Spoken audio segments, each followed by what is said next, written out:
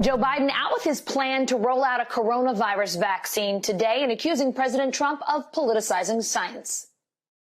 But scientific breakthroughs don't care about calendars any more than the virus does. They certainly don't adhere to election cycles. And their timing, their approval, and their distribution should never, ever be distorted by political considerations. They should be determined by science and safety alone.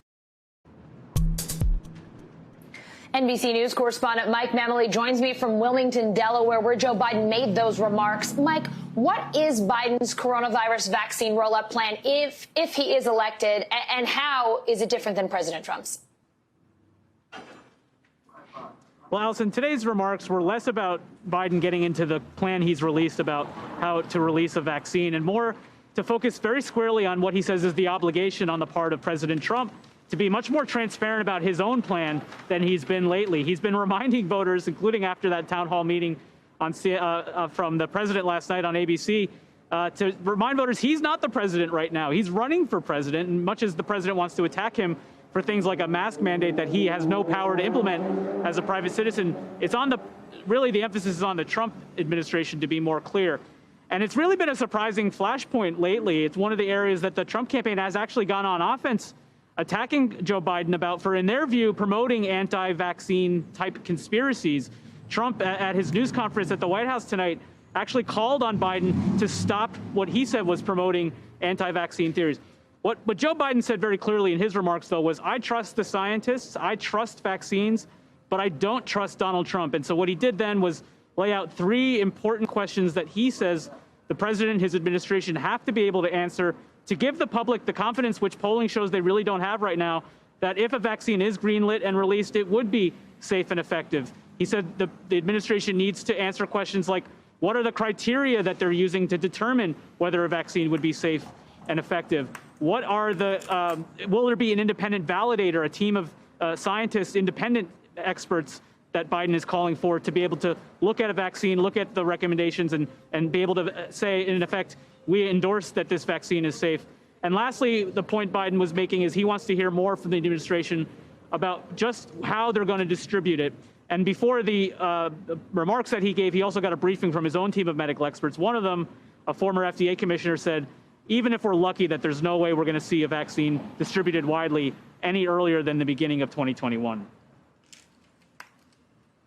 Mike, last night at a town hall, President Trump repeated his claim that this virus will just go away. Did Joe Biden respond to that today? Yeah, he responded very forcefully to a couple of the things that the president said on the coronavirus last night.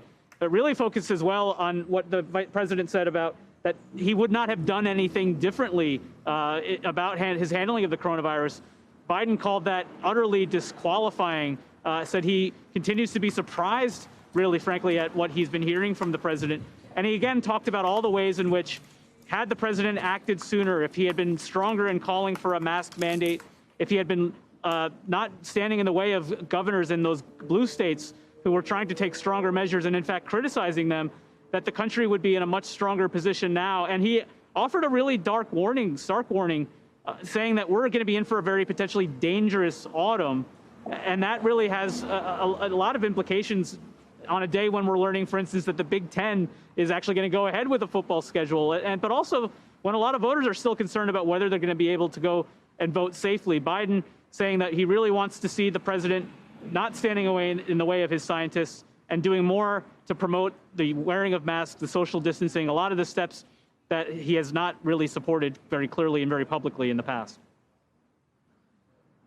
Mike, we also heard from President Obama in a video urging young people to vote. Here's a clip. Now, there are a lot of people out there trying to confuse and mislead you about this election. They're trying to make you cynical. They're trying to get you to believe that your vote doesn't matter. Do not let them do that. Our democracy is a precious thing, and it's up to all of us to protect it. And upholding our responsibilities as citizens is perhaps the most powerful way for all of us, millennials, boomers, Gen Z, Gen X, to join forces. Mike, is President Obama planning any upcoming events with Joe Biden in person or virtually? Any inside scoop on Obama's role in the Biden campaign from here on out? Yeah, well, the answer to that, Allison, has a lot to do with where we stand in terms of the previous conversations we're having about the coronavirus. I think at this point, a few months ago, both the Obama and the Biden teams were expecting that we might see them doing some sort of public events together. I think Obama expected himself to be doing a lot more events for Democrats across the board. I'm told that his team is still in discussions with some of the party committees and some of the other candidates as well, some of the key Senate races and governor's races that he wanted to be helpful in. But unfortunately, we're still in a position where they don't expect Democrats to really want to come to public gatherings in the way that we're seeing President Trump being able to gather, having a lot to do with that real divide in terms of who believes what we're seeing right now in terms of the coronavirus, whether in fact it continues to be an urgent threat. But it is interesting to see this video because Obama has stepped up the pace at which he's doing these kind of virtual and digital offerings for Democrats. This one not mentioning Biden, but very squarely focused on what the Biden campaign thinks he can help them with, which is getting younger voters, those Generation Z, those millennial voters that they're targeting with this video, to register, to have a plan to vote.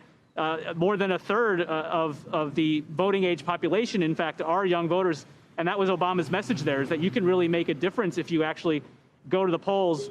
It was also kind of fun and funny to hear Obama trying to speak to young voters in a way where he was tongue-in-cheek acknowledging that he's not as young as he used to be. He was talking about the Renegade Challenge, which was one of the viral trends of the summer during the quarantine.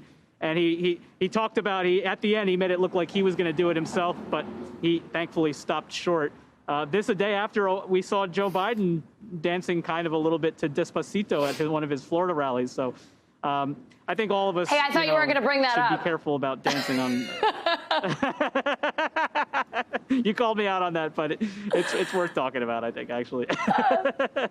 Yeah, for sure, Mike. And it's funny that you say that about President Obama making that acknowledgement, because I used to think when candidates or former presidents were talking to the young people that they were talking to me. And when I hear you say millennials and Gen Z, I realize right. They're not talking to my age group at all anymore. We're not the kids anymore. How did that happen?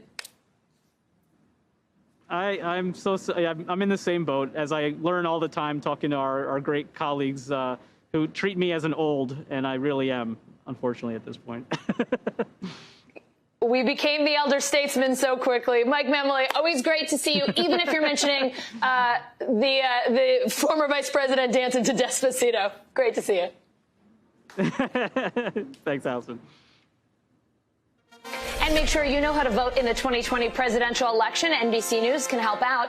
We have a new state-by-state guide. It's called Plan Your Vote. It has information on voting rules, deadlines, restrictions by state. Check it out at nbcnews.com/planyourvote.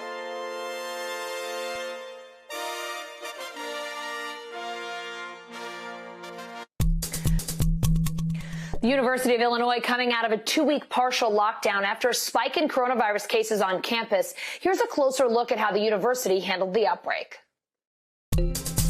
Testing is not a silver bullet. We realize that from the get-go. It really has to be part of a comprehensive kind of program.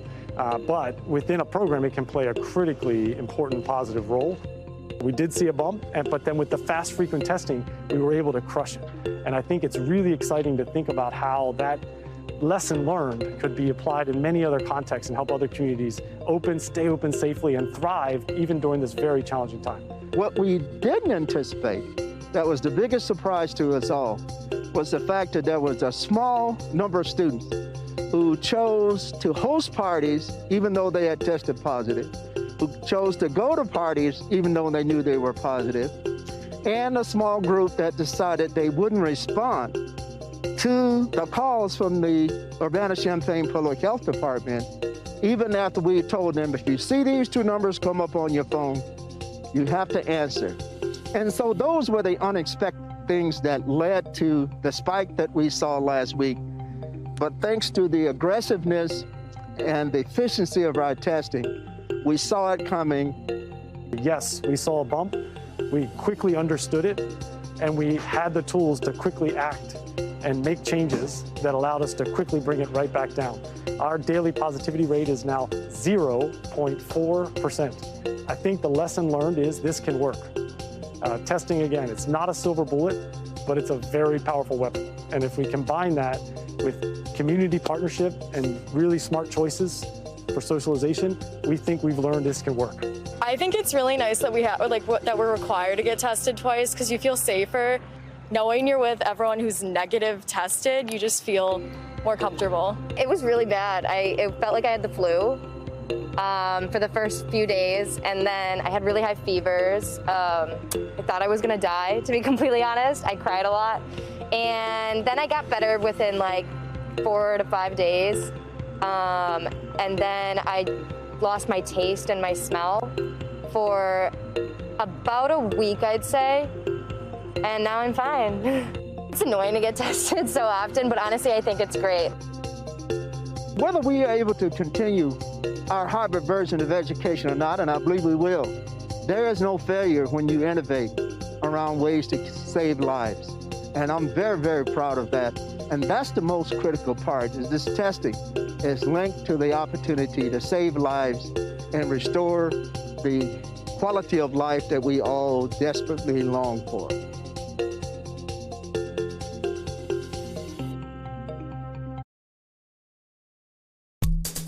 Hey, NBC News fans, thanks for checking out our YouTube channel. Subscribe by clicking on that button down here, and click on any of the videos over here to watch the latest interviews, show highlights, and digital exclusives. Thanks for watching.